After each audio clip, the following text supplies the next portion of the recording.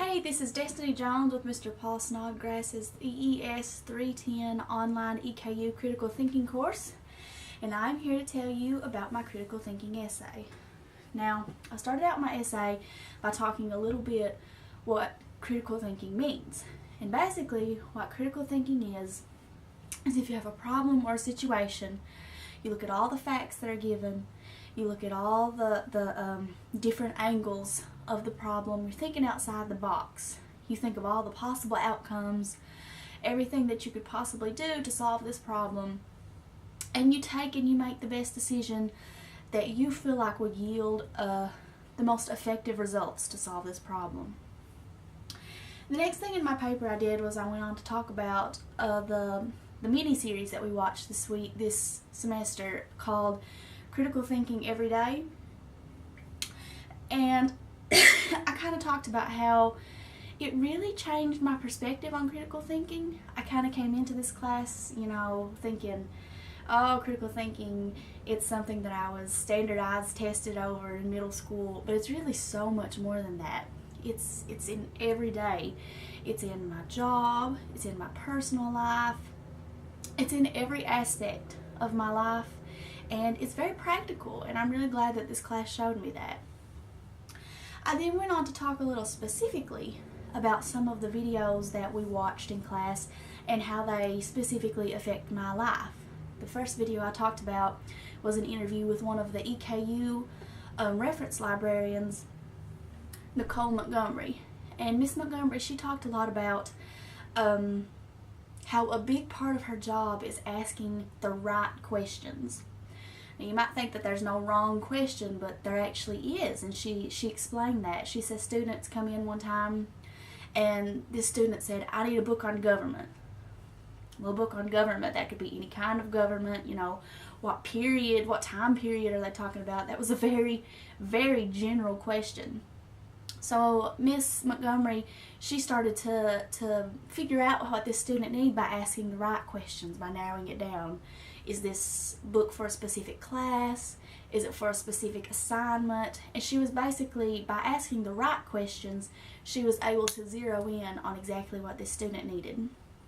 And after I watched this video, I realized that I could really easily use this technique where I work. I work at a construction equipment rental store, and a lot of times people think they know what they want, but they really have no idea. Everybody at work laughs at me because they say that I get the crazy calls where people don't know what they're talking about, and I usually do. But now, because of this video, I know how to help those people. If somebody comes up to me and says, I want to rent a scissor lift, the first thing I'm going to ask them is, what kind of project are you trying to do? If they say, oh, I'm painting a building, I'm going to say, well, how high do you need to go? And is the terrain you're working on, is the area flat and smooth, or is it kind of bumpy and rough? And if they tell me they need to go 65 feet high and that they're working on pretty rough terrain, I'm going to let them know that instead of a scissor lift, they're going to need a man lift, because it can go higher and it's designed to be operated on uneven surfaces. Now, the next video I went on to talk a little bit about was with one of the EKU student advisors, Miss Patty Matthews. And Miss Matthews talked about how a big part of her job was helping students make good decisions. She helped them with their decision making. She helped them make decisions on what classes they're going to take, when they're going to take those classes, pretty important stuff for your college career. And she talked about how a lot of times students made decisions based on their emotions, and not based on reason, and not based on the facts. And after watching that video, it really made me realize that I'm one of those people. I'm a really anxious person, and a lot of my decision making is based around my anxiety. I make decisions when I'm emotional, and I make decisions based on my fear. And so after watching that video, I was able to make an effort to correct that. I really tried to think ahead, to think to the future, to think about how is this going to affect me in a year, 5 years, whatever, instead of how is this making me feel right now.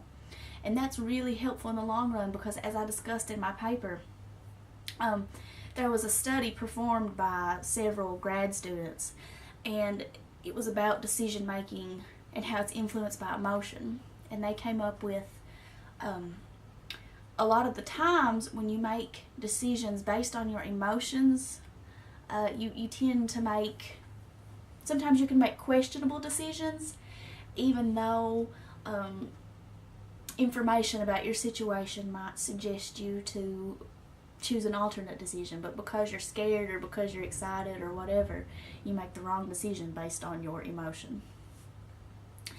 But anyway, and I just kind of concluded my essay by saying I'm really glad that I had this opportunity to come in and to learn about critical thinking, to see how much I use it in my everyday life, because now, because of these videos and because of this course content, I was really able to hone my critical thinking skills, and I feel like it's made me a better student.